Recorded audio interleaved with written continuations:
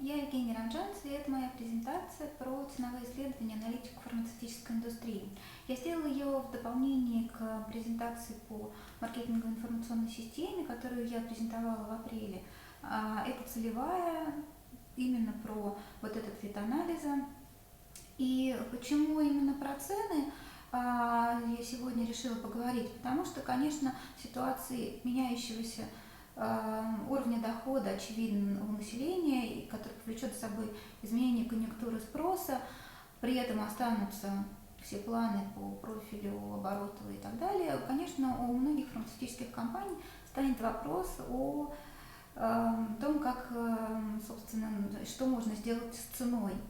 И цена остается единственным элементом из всей маркетинговой стратегии, который про то, как заработать, а не про то, как потратить. Поэтому я выбрала вот этот вот, в общем-то, такой серединный кусочек в большой системе аналитики и исследований, для того, чтобы по него поговорить подробнее, тем более, что он вроде небольшой, но при этом непростой, этот ценовой анализ. Он осложняется тем, что у фармы, конечно, есть своя специфика, и при этом, например, исследования, подходы западных экономистов и исследователей цены фармацевтической отрасли мы тоже не можем полноценно использовать, потому что у нас отличается ситуация, у нас нет строгого лекционного отпуска, у нас не сформирована практически система лекарственного обеспечения, только в зачаточном состоянии. При этом в фарме есть сочетание свободных рыночных и регулируемых предельных цен. При этом это происходит в рамках одной категории, в рамках лечения одной нозологии, поэтому исследователю, аналитику приходится учитывать то, что у потребителя, например, когда он выбирает себе препараты, совершенно в голове нет ситуации, что вот это же на ВЛП, а это препарат по рыночным ценам, и для него они взаимозаменяемы и равны. И поэтому получается, что мы должны учитывать вот эту вот специфику, то, что одни практически не могут поднять цены, другие могут им манипулировать, но вынуждены оглядываться на первых и так далее. И, конечно, это влияет на подходы. И при том, что у нас вроде как есть система льготы, мы оказываемся в ситуации, что льгота может быть монетизирована, и тогда потребитель опять же ставит себя в ситуацию свободного выбора, может быть, по более низким ценам. И при этом есть, конечно, категория льготных препаратов, которые возмещаются государством, но механизмы регулирования и правила игры, правила ценообразования там не настолько прозрачны, чтобы можно было это полноценно и постоянно на одной и той же основе анализировать. И дальше я буду говорить все-таки больше про те подходы к аналитике исследований, которые базируются на рыночных механизмах. Во-первых, еще такой момент, что, конечно, говоря про аналитику цен, про исследование более глубоких цен, мы должны понимать, что они очень сильно определяются терапевтическим классом или той нозологией, от которой эти препараты, фармгруппы, в которые они входят. И это очень сильно влияет на специфику анализа. Влияют также регуляторные аспекты, про которые я сказала в предыдущем слайде. К какому виду относится этот препарат, РХ, ФУНБАТ, МТС или ОТХ, так называемый. И есть такое общемаркетинговое экономическое понятие, как состояние жизненного цикла продукта, который тоже, естественно, формирует определенные механизмы регуляции цен и подходы к ценообразованию. И вот эти вот три аспекта, естественно, они должны быть в голове, когда мы начинаем даже не просто глубинную аналитику, а просто проводим регулярный мониторинг цен, который необходим в операционной деятельности наравне с анализом продаж, результатов продаж. Поэтому это такой регулярный барометр, регулярное отслеживание того, что происходит с ценами, с учетом региональных, сезональных различий. И здесь мы смотрим, что мы смотрим здесь динамику в целом по рынку, по категории, по выделенным ценовым сегментам. Мы смотрим инфляцию ценовую, чтобы понять, реальные изменения цен, с чем они связаны, динамику наценок по всей коммерческой цепочке, и если это, соответственно, тендерный канал, то систему скидок начиная от начальной минимальной цены контракта и заканчивая, собственно, самой ценой контракта. По возможности мы смотрим цены по всевозможным промо-акциям, благо у нас есть возможность смотреть отпуск из аптек и ОФД данные. И, кстати, вот из ОФД данных, да, мы можем смотреть состав чеков, который нам поможет понять, насколько комплементарные покупки делаются вместе с нашими препаратами. Вот, пожалуй, Да, и что самое важное еще, да, нам необходимо учитывать структурные изменения, которые происходят в выделенных категориях, в выделенных сегментах, кроме перетекания препаратов из одного в другой в связи с повышением или понижением цен. Конечно, нужно смотреть на то, как меняются размеры упаковки, появление новых молекул препаратов, форм доставки и так далее, потому что это может как раз быть причинами каких-то колебаний или изменений цен, которые нам покажутся связанными со спросом, а на самом деле они какие-то абсолютно конъюнктурные. И вот для регулярной операционной маркетинговой деятельности, пожалуй, такой анализ, мониторинг, он достаточен. И в каких же тогда случаях нам необходимо изучать цены дополнительно? Во-первых, это внутрикомпанийские причины, и, во-вторых, это внешнерыночные причины. Внутрикомпанийские причины, по которым начинают более глубоко исследовать цены, часто связаны с неудовлетворительными коммерческими результатами, которые могут быть как на уровне продукта, так и на уровне категории или компании в целом, несоответствие планам.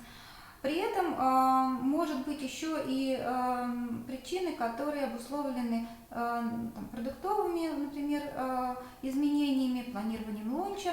Это в том случае, когда, например, мы проводим вообще полноценный фармакоэкономический анализ, строим модели пациентов, оцениваем стоимость лечения, возмещение затрат, и ценовой анализ, естественно, является частью вот этой всей аналитики.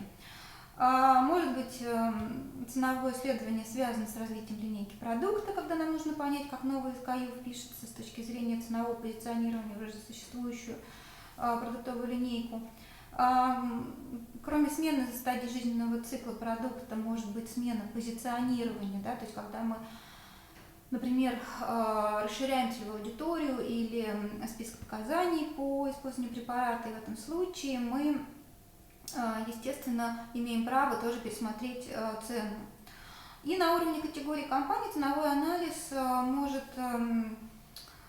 понадобится, если, например, у нас намечено изменение маркетинговой стратегии. Например, от лидерства в качестве мы переходим к максимизации прибыли, или это значит, что в стратегии продуктового преимущества мы, например, идем в стратегии соответствия цена-качество, и, соответственно, нам нужно проанализировать, как нам в этом смысле быть с ценами на наши продукты. Или это может быть оптимизация портфеля, вывод или ввод новых продуктов, или вот сейчас, например, у ряда компаний актуально это при слиянии нескольких портфелей, да, возникает необходимость, что называется, почистить ряды, потому что в одной и той же категории в рамках даже, в принципе, одного и того же позиционирования оказывается несколько препаратов, и тогда, собственно, ценовой анализ, он идет в связке с пересмотром вообще маркетинговых позиций этих препаратов для того, чтобы их рассегментировать, распозиционировать, и, естественно, ценовое позиционирование, оно является частью вот этого всего. Ну и внешние причины связаны с изменением конъюнктуры рынка с точки зрения действия конкурентов, повышения и понижения цен или изменения доходов населения. И если мы понимаем, что мы вот уже все углубленно начинаем изучать цены, то в первую очередь имеет смысл начать с себя, да, такой сделать чекинг, такую диспансеризацию того, что с точки зрения гласных и негласных правил, связанных с ценами, в нашей компании реализуется в данный момент, насколько это актуально, что мы оставляем, и насколько то, что у нас в ценовой линейке отражено, как раз этому соответствует. Ну, в частности, например, из методов можно посмотреть, что у нас применяется. И такой распространенный метод – это издержки плюс прибыль. Достаточно многие формируют цену именно таким образом. А притом очень рекомендуется, в многочисленных исследованиях об этом написано, ориентироваться на ценность препарата. И, скажем, вот сейчас в американских исследованиях очень много пишется про подход value-based в качестве оптимизации системы лекарственного возмещения в рамках направления cost-sharing, потому что это получается более прибыльным на самом деле в результате для всей системы, ну и для компаний, кстати говоря, в том числе. Поэтому, естественно, можно посмотреть на то, как, если у нас есть уже для этого информация, если мы понимаем, как воспринимают потенциальные потребители, это может быть врачи, например, да, это могут быть пациенты, наш продукт с точки зрения ценности относительно конкурентов, то мы можем, собственно, использовать некий бальный метод для того, чтобы поменять нашу стратегию ценообразования и таким образом изменить цену в сторону увеличения с пониманием, что это не скажется негативно на спросе. Стратегии, цели, да, насколько им соответствует наша ценовая шкала, это я уже сказала. Мы смотрим подходы тоже, да, вот здесь вот, например, этот график, он отражает как раз такую очень тоже распространенную проблему, такой водопад цен это называется, когда мы смотрим, как, собственно, цена, которая у нас есть в прайс-листе, трансформируется в фактическую цену, которая, собственно, является отпускной всего лишь следующему партнеру в коммерческой цепочке. То есть вот это все, да, вот эти все скидки, которые в результате были даны, это при передаче, собственно, препарата на следующее звено, там, например, оптовое, или, например, из опта в розницу. И таким образом, например, на вот каждом препарате, каждом SKU происходит потеря в 25%. Возможно, это и не потеря, возможно, это оправдано тем объемом закупок, который делает этот клиент, которому, собственно, предоставляются все эти разнообразные скидки. Но это нужно проверить, да, потому что вот эта вот утечка прибыльности на каждом этапе скидочным, она достаточно распространенный такой момент в подходах к оптимизации прибыльности компании. Ну, прошлись по себе, посмотрели. Да, и на самом деле это не значит, что дифференциацию мы отменяем. Дифференциация скидок, она все равно нужна. Вопрос только кому и в каких случаях ее оправданно применять. Ну, соответственно, да, это тоже все в рамках вот этого чекинга мы можем понять. BBI нам в этом смысле в помощь. Дальше мы переходим к аналитике уже рыночной, конъюнктуры рынка, в преломлении к ценовому анализу. И опять же, да, помню, что мы учитываем здесь терапевтический класс или группу препарата, регуляторные аспекты, которые связаны с его спецификой стадии жизненного цикла.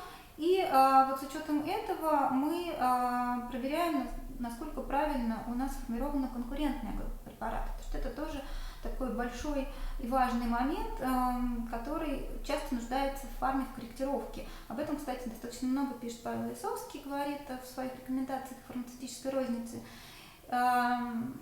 о том, что, собственно, конкурентная группа должна быть сформирована с точки зрения того, что те препараты, которые в нее входят, они удовлетворяют одну и ту же потребность. В случае фарма лечит одно и то же заболевание или один и тот же симптом. И формироваться эта группа должна именно по этому признаку. Причем удовлетворение этой потребности, оно определяется восприятием целевой аудитории, на которую мы, собственно, направлены. Да? Это могут быть врачи, это могут быть пациенты, и, кстати, у них может быть немножко разное видение, да? Потому что, например, анализируя выписку врачей, мы решили, что конкурент нашего препарата этот его же МНН какой-нибудь, например, соседний, а у пациентов есть еще целый ряд достаточно таких веских с точки зрения занимаемой доли в их структуре покупок препаратов или решений, да, которые мы тоже должны учитывать. Это могут быть какие-то сиюминутные ситуации, да, там, не знаю, связанные там с пандемией, да, витамин С и лимоны, не знаю, это то, что мне приходит только в голову. Вот, но могут быть и какие-то ситуации, там, связанные с развитием технологий, да, например, не знаю, там, сейчас вот носимые устройства, которые корректируют артериальное давление. Возможно, сейчас это какая-то очень маленькая доля, но я бы рекомендовала тем, кто занимается продвижением таких препаратов, вообще держать это на вооружении, да, что такой вот конкурент появился и так далее. Соответственно, заменителями являются именно те препараты, которые с точки зрения потребителя, да, реально могут друг друга заменять, компенсировать, и тогда мы считаем их конкурентами. Вот мы хорошо определили себе конкурентную группу таким образом, да, например, на основе той информации, которую мы предварительно выяснили у наших целевых аудиторий. И дальше мы, конечно, начинаем ее уже анализировать в полном смысле этого слова, да, то есть разбивать на кусочки, ценовые сегменты, смотреть в рамках каждого сегмента рейтинг тех препаратов, которые в нее входят, количество SKU, среднюю цену, смотреть, где у нас преимущества, где у нас гэпы какие-то, да, и таким образом тоже пытаться выяснить, где у нас есть возможности изменить свою цену, не потеряв.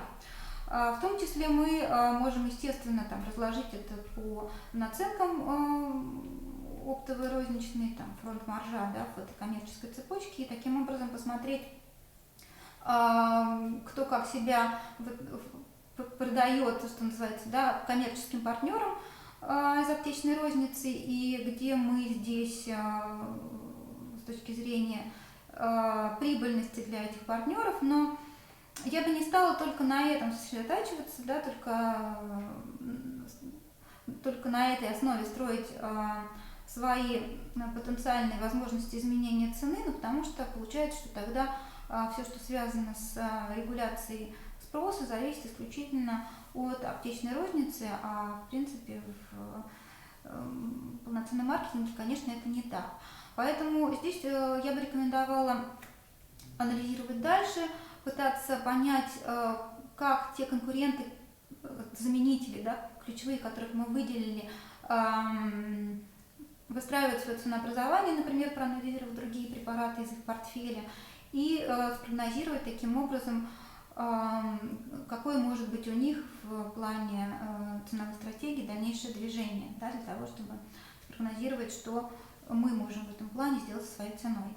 И очень важный момент, когда мы анализируем цену, мы, естественно, это делаем в каких-то унифицированных единицах. Это может быть приведенные упаковки, да, цена за приведенную упаковку, это может быть курс лечения, это может быть одна таблетка и так далее. Ну вот как здесь, вот в этом графике, который у меня вот в правом нижнем углу, когда мы видим дисперсию объемов продаж в зависимости от цены за одну таблетку.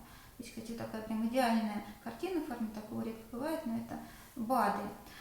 И как раз вот на этом мы можем... да, еще я забыла сказать очень важную вещь. Есть другая еще группа препаратов, которую необходимо учитывать, которые в фарме очень редко на самом деле берут на вооружение при анализе. Это комплементарные препараты, то есть те, которые выписываются или используются вместе с нашими.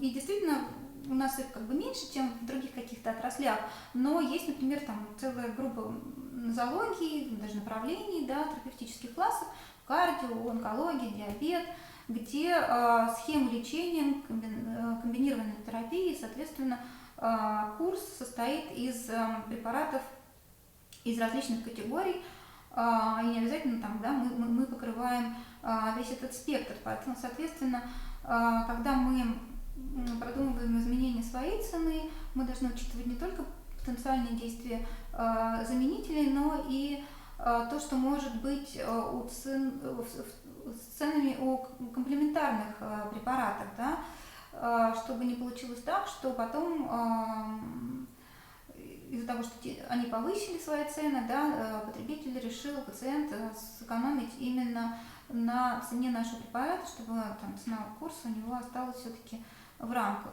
Это, кстати, у ТИСИ тоже касается, потому что там те же педиатры, например, выписывают деконгестанты вместе с антигистаминными очень часто, да, или там есть комплементарностью антибиотиков с пробиотиками и так далее. Ну и, собственно, когда мы все вот это для себя определили и понимаем, что и для чего мы смотрим, мы уже переходим к анализу эластичности спроса в группе и у нашего препарата.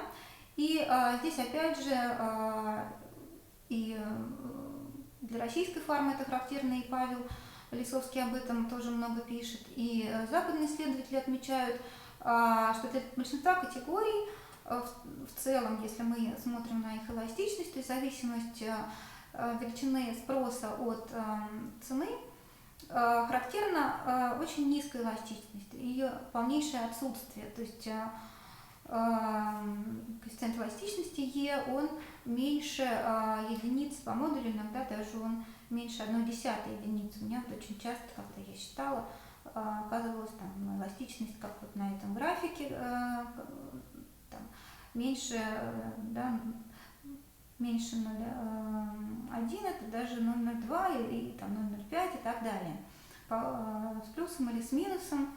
И вот как раз на этом графике мы можем посмотреть синяя линия и голубая линия, которая идет параллельно ей, это линия тренда. Это график эластичности категории, это рецептурная категория. Мы видим как раз такое классическое проявление неэластичного спроса, когда при повышении цены на протяжении достаточно длительного времени спрос только увеличивается, объем упаковок растет, и только уже на таком достаточно высоком уровне, там цена от 450 и выше, он выходит на плато, но при этом, да, не падает и остается на том же самом уровне. При этом вот розовая линия – это линия тренда, график эластичности препарата из этой категории. Мы видим, что здесь ситуация несколько другая. Да, действительно, на протяжении достаточно длинного периода, когда цена менялась от где-то 330 до 460, спрос оставался неэластичным, то есть он не менялся.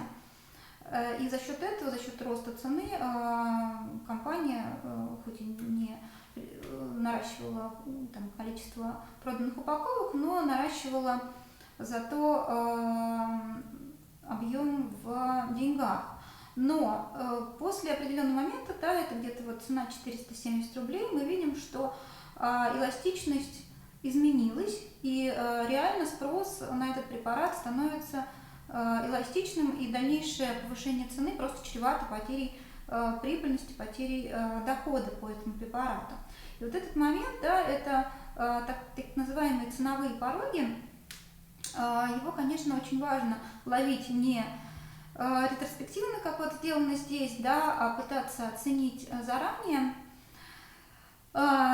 Значит, что можно, да, здесь учитывать, что влияет на эластичность спроса на препарат, это степень конкуренции в категории, то есть количество, собственно, заменителей и количество комплементарных. Чем их больше, тем у препарата есть шанс стать эластичным по цене. И еще такой момент интересный, да, выявленный западными исследованиями, что на выраженность, в смысле на эластичность влияет выраженность симптоматики заболевания. Но это как бы такая общая картина, она не меняется обычно со временем. В целом у препаратов, у которых, собственно, там, например, нозология с низковыраженной симптоматикой, там, артериальная гипертензия, да, то есть, соответственно, там, ингибиторы АПФ, статины и так далее, она получается выше, чем у препаратов, которые от заболеваний с остро выраженными симптомами, где потребитель четко сразу видит, собственно, реакцию своего организма на прием этих препаратов. Это тоже можно учитывать. И дальше, конечно, что можно делать прогнозы, аппроксимации, и, собственно, там в рамках этих прогнозов тоже высчитывать, как может меняться эластичность, но здесь, конечно, нам все необходимо понимать, что еще происходит в голове у наших целевых аудиторий, потому что чисто математическими изысканиями, к сожалению, сложно спланировать то, что реально будет происходить со спросом. И тут мы как раз подходим, да, к анализу, углубленному анализу целевых аудиторий. В принципе, с этого можно было бы и начинать, и это было бы правильно, но зная как бы логику аналитиков очень многих, да, фармацевтических компаний, я понимаю, что как бы многие, конечно, начинают с того, что смотрят данные, именно связанные с коммерческими результатами. Тем более, что анализ целевых аудиторий часто предполагает еще и наличие дополнительных исследований, которые желательно было бы получить до того, да, для того, чтобы до начала углубленной аналитики, для того, чтобы на них опираться. Вот. И значит, что мы должны в рамках углубленной аналитики по ценам исследовать у целевых аудиторий? В первую очередь нам необходимо понимать, какая целевая аудитория играет ключевую роль в принятии решения об использовании препарата с точки зрения влияния цены. Как правило, естественно, в первую очередь потребители или пациенты, но, кстати, бывает так и не всегда, бывает, что, скажем, это еще и врачи или даже, может быть, там, в большей степени врачи, хотя это такая же более редкая ситуация. Но если, например, мы говорим об RX и OTX препаратах, то, как правило, это две аудитории, и нам необходимо посмотреть на степень влияния цены на объемы их выписки или покупки для обеих аудиторий. Про фармацевтов, честно говоря, никогда не слышала, чтобы их исследовали, хотя все может быть. И для того, чтобы это понять, нам, естественно, нужно иметь информацию априори о том, какая роль у той или иной аудитории в этой связи. Да, ну, я в прошлой лекции достаточно много говорила о том, где можно взять эту информацию, сейчас не буду об этом повторяться. Это можно не только опросами, это можно делать и расчетами, и анализом косвенным результатов, там, например, выписки. Подходов много, и все это уже тоже обсуждали. Второй момент, который нам необходимо учесть в данном случае, это размер, собственно, целевой аудитории и динамика ее прироста оттока для того, чтобы, собственно, мы могли спрогнозировать динамику спроса.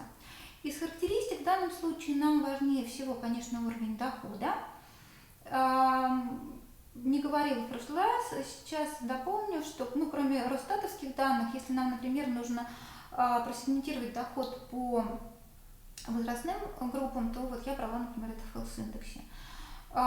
И, наконец, нам нужны, конечно, все те моменты, которые связаны с привычками, восприятием и отношением, да, которые нам помогают, первое, сформировать понимание восприятия ценности нашего препарата относительно конкурентов, понять значение цены относительно других характеристик, сформировать, да, еще раз, как бы, да, подчеркну важность этого на основе восприятия потребителей конкурентной группы и учесть важность и значение комплементарных препаратов.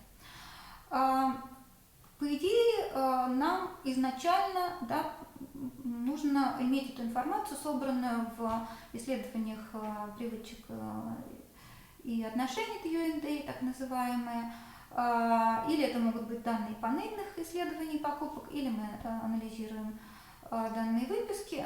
Вот здесь вот, да, и мы какие-то дополнительные вопросы, естественно, в этом плане включаем. Например, вот как здесь, вот эта паутинка график, да, она показывает оценку важности тех или иных оценку выраженности тех или иных характеристик у нашего препарата в сравнении с конкурентами. Таким образом, мы можем определить, за счет чего наш препарат более ценен для врачей или пациентов, и таким образом отстроить себя и, собственно, использовать это для изменения цены, по крайней мере, для построения гипотез о том, что на основе этого ее можно увеличить или, наоборот, придется снизить. Второй момент, второй график внизу, это соотношение воспринимаемой цены и воспринимаемой ценности препарата. Здесь мы видим распределение препаратов из конкурентной группы, вот эти вот шарики, точки, это разные препараты, выделенные нами конкуренты. Мы смотрим, как они воспринимаются с точки зрения соотношения воспринимаемой цены и воспринимаемой ценности, в которую мы заложили какой-то определенный, выделенный уже нами изначально параметр на основе одной или нескольких характеристик.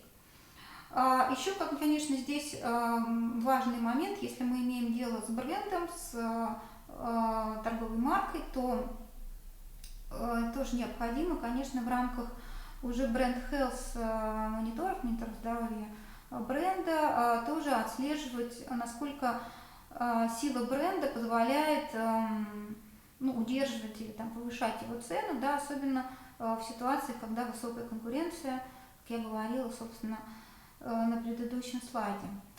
И вроде бы у нас достаточно, например, если мы проводим все эти исследования, здоровье марки, КНД и так далее, да, и вот это все собираем, у нас достаточное уже количество информации, в принципе, тогда можно было бы этим ограничиться. Но есть специальные ценовые маркетинговые исследования, которые дают некую дополнительную ценность, и эта ценность, собственно, она выражается в том, что мы можем все то, что мы пытались на уровне аналитики, ценообразования, эластичности, вычислить математически, да, то здесь мы еще это дополняем тем, что мы получаем эту информацию от целевых аудиторий. Мы получаем информацию о том, какие у них могут быть ценовые ожидания от определенного класса препаратов и предпочтения по оптимальной цене или максимально допустимой цене. Да? То есть, соответственно, мы выявляем таким образом диапазон справедливой цены, в которой мы, собственно, можем играть. Ту самую эластичность, да, мы тоже можем определить с помощью маркетинговых исследований, посмотрев, в принципе, влияют ли цены на выписку и на покупку, и в какой степени. И, соответственно, таким образом тоже рассчитать уже на основе вот этих вот данных уровень оборота потенциальный. Посмотреть, насколько значима цена относительно всех других характеристик вообще в рамках нашей маркетинговой стратегии. Настроить конкурентную группу, да, то, о чем я говорила в начале, и сегментировать целевую аудиторию с точки зрения ценового поведения для того, чтобы уже настроить какие-то свои коммуникационные стратегии, стратегии продвижения. И с точки зрения подходов, ценовые исследования разделяются на опросные и методы, которые позволяют симулировать реальную покупку, но более-менее сделать это приближенно к реальности. И опросные методы позволяют померить отношение к цене с учетом конкурентного окружения и только по конкретно исследуемым препаратам. По порядку, да, значит, если мы говорим про вот эти вот самые простые исследования, когда мы просто понимаем про то, как, собственно, люди в зависимости от разных уровней цены готовы или не готовы совершить покупку, это так называемая лестница цен Гейбер-Грейнджера. Есть исследование Ван Вестендорп, которое позволяет нам уже с точки зрения диапазона цен понять восприятие респондентов по исследуемому препарату. Здесь по каждому препарату задаются 4 вопроса, и понимая степень дороговизны, дешевизны и оптимальной цены, мы вот, собственно, понимаем, где приемлемый диапазон цен по этому конкретному препарату. В этих случаях мы спрашиваем только про один какой-то препарат, и здесь не учитывается конкурентное окружение. И это такое, знаете, вот возможность психологического понимания, восприятия цены и определения ценового диапазона. Persistent Value Pricing, PVP, метод, который позволяет уже с учетом некого набора конкурентов расположить их по задаваемой шкале, и респонденты просят отметить, где, собственно, он видит цену препарата, который мы ему предлагаем, спонтанно воспринимаемую и максимально доступную. В целом эти методы, они дают такой ориентир, они хороши, и Range, кстати, и PVP, они сделаны в большей степени для оценки потенциального ценового диапазона и ценовых конкурентов в случае PVP у нового препарата. Вот. И они дешевые, они простые в обработке, они хорошо инкорпорируются в какие-то большие исследования типа UNT или там монитор здоровья марки. Но, естественно, они дают такое общее направление, да, для того, чтобы мы могли дальше уже на основе этой информации строить гипотезы, понимать, с какой аудиторией нам работать, какой ценовой диапазон нам задавать, каких конкурентов включать в возможные дальнейшие исследования, если мы действительно серьезно задумались о том, что нам необходимо изменить цену и боимся, что это может как-то негативно сказаться на обороте. И в этом случае нам помогают методы симуляции покупки, основанные на конджойнте, на совместном анализе. Он бывает традиционным, адаптивным и основанным на дискретном выборе.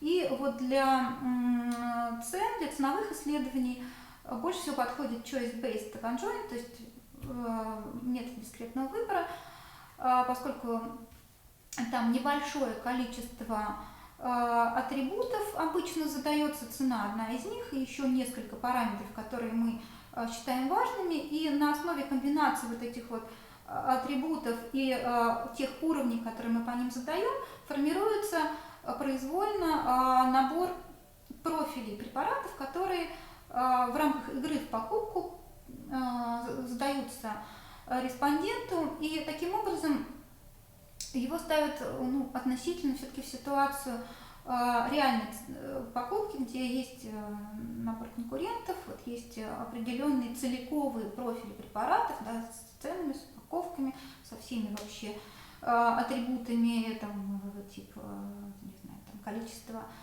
таблеток, да, или там ликформы и так далее. И, соответственно, человек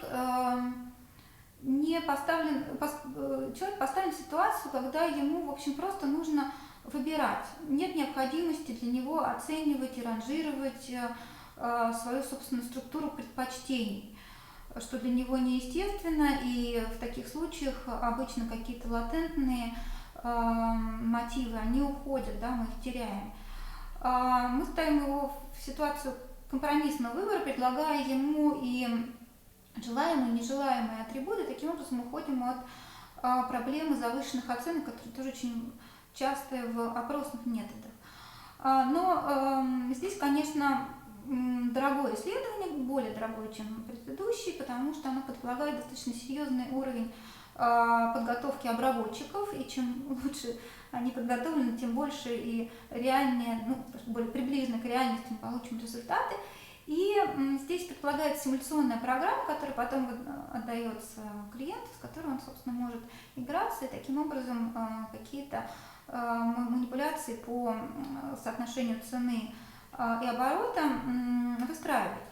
Значит, в принципе, вот благодаря этому исследованию мы получаем в принципе всю ту информацию, которая нам по большому счету необходима для того, чтобы дополнить нашу углубленную аналитику конъюнктуры рынка и даже там ценности своего препарата, о которой я говорила в начале, потому что мы смотрим эластичность и долю рынка при изменении цен в конкурентной среде, мы можем посмотреть эффекты каннибализации и замещения, например, при выводе нового SKU или нового препарата, или там, в зависимости от изменения там, группы конкурентов, или, например, с учетом того, что мы вводим как бы параллельно группу комплементарных препаратов, мы можем посмотреть ценовые пороги и, соответственно, выявить ту оптимальную цену, которая позволяет нам максимизировать оборот.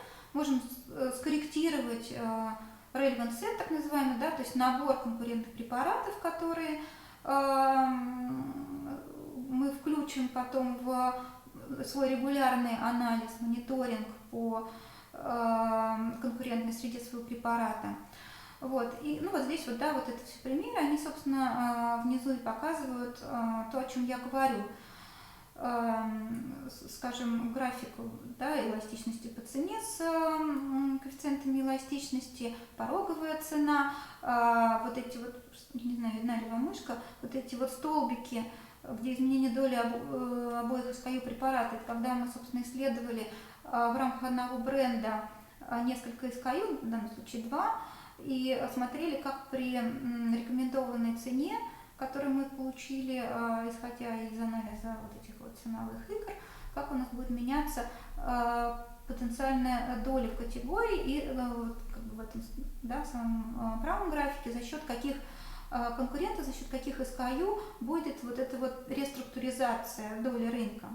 Ну и мы можем сделать сегментацию наших целевых аудиторий, исходя из их ценового поведения. Или наоборот задать изначально некие сегменты, которые мы для себя там уже построили раньше, и посмотреть, как, собственно, у них меняется доля предпочтений в зависимости от задаваемых ценовых уровней.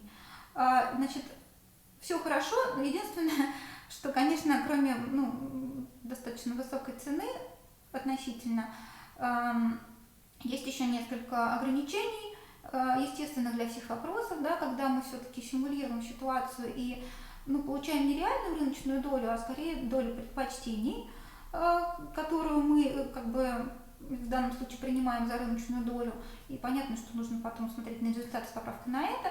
И кроме этого есть ограничения в том, что мы здесь не учитываем такие моменты, как дистрибуция, как коммуникационные стратегии и продвижение, принимая как бы это за 100%. Ну, здесь это можно, конечно, там немножечко корректировать задаваемыми дополнительными вопросами, но все равно это будет некая симуляционная история. Поэтому понятно, что только на это опираться нельзя, да? Я не зря говорила про аналитику сначала, потому что мы должны, конечно, когда мы глубоко исследуем цену, опираться и на то, и на это, и на аналитику, и на исследование. Ну вот, собственно, из того, что существует сейчас, пожалуй, все. Я еще отслеживаю какие-то новые возможности, которые появляются благодаря диджитал-маркетингу в первую очередь. Вот. Ну, с точки зрения аналитики, веб-скрейпинг, да, вот парсинг, он скорее для интернет-аптек, да, для того, чтобы проанализировать с помощью вот этого метода парсинга, конкурентной разведки, уровень цен конкурентов, их ассортиментную политику и быстренько скорректировать что-то у себя. При этом, конечно, встает вопрос защиты данных, и, наверное, когда с этим что-то будут делать. Здесь, кстати, еще вот такой полезный момент есть, что можно еще и корректировать таким образом цены, в смысле свое продвижение через контекстную рекламу, потому что, посмотрев, да, как бы конкурентную ситуацию с ценами, можно, собственно, контекстную рекламу сдавать именно на то, в чем у нашей интернет-аптеки есть преимущество, тем самым экономить затраты и увеличивать конверсии. Для фармкомпаний рекомендуют в качестве еще одного метода ценовых исследований АБ-тест, но здесь вот у меня, я прочитала это в достаточно серьезном западном издании, но здесь у меня очень большие сомнения, которые подтверждаются другими исследованиями, которые я нашла, в том, что, ну да, для оценки продуктовых концепций, для оценки рекламной эффективности АБ-теста прекрасны, но когда мы говорим про цены, то возникает, конечно, очень много вопросов. Во-первых, если вы экспериментируете на одной площадке, да, то получается, что потребители могут запросто уйти к другим. Вот. Во-вторых, есть как бы вопрос этичности, когда вы показываете одни и те же препараты людям по разным ценам, ну, не просто показываете, да, продаете по разным ценам. И в данном случае, конечно, срабатывает, кстати говоря, эффект якоря, потому что люди, запомнив более для себя привлекательную цену, естественно, уже будут ориентироваться на нее. И кроме того, стоит вопрос выборки, потому что для таких ценовых исследований нужно, для того, чтобы как бы получить достаточно серьезные сдвиги в конверсии, выборка достаточно должна быть большой. И здесь вот пока я ничего не нашла такого, чтобы серьезно как-то дало какие-то дополнительные интересные моменты. Но единственное, вот я думаю, может быть, развитие интернет-канала Аптека, оно позволит получить конкурентный способ к choice-based conjoint, о котором я только что говорила, по анализу покупательского поведения в условиях уже реальной жизни, и таким образом удешевит этот метод. Но тогда нужно, конечно, чтобы в этой интернет-аптеке был большой трафик, полный ассортимент в рамках исследуемой категории, накопленная история продаж и конкурентоспособные цены. Ну и, соответственно, умелые обработчики, которые и желание это все анализировать и продавать клиентам. Ну, посмотрим в этом плане, что будет. Вот, подводя итоги, еще раз, да, что мы делаем для того, чтобы настроить анализ и исследование цен в нашей компании. Ну, во-первых, просто на регулярной основе мониторим цены, все, что их формирует, наценки, инфляцию, динамику и так далее. Если мы начинаем изучать их углубленно, то мы делаем чек-лист по внутреннекомпанейским критериям ценообразования, подходам к скидочной политике, стратегиям и так далее. Выделяем целевую аудиторию, которая сенситивна к изменению цены, и изучаем ее восприятие ценности препарата, ее характеристики и ее размер. Определяемся, в принципе, с тем, насколько важна ценность препарата и насколько нам стоит учитывать ее в цене. Выверяем конкурентную группу препарата, проверяем комплементарность, наличие и состав этих обеих групп, изучаем выделенных конкурентов подробно, исследуем эластичность сегмента и препарата, определяем ценовые пороги и приемлемый диапазон, и, если это необходимо, сегментируем целевую аудиторию для того, чтобы как-то дифференцировать стратегии продвижения ценового, в первую очередь, если мы говорим о предмете нашего разговора. Ну вот, собственно, на этом все. Спасибо за внимание. Надеюсь, что презентация была полезна.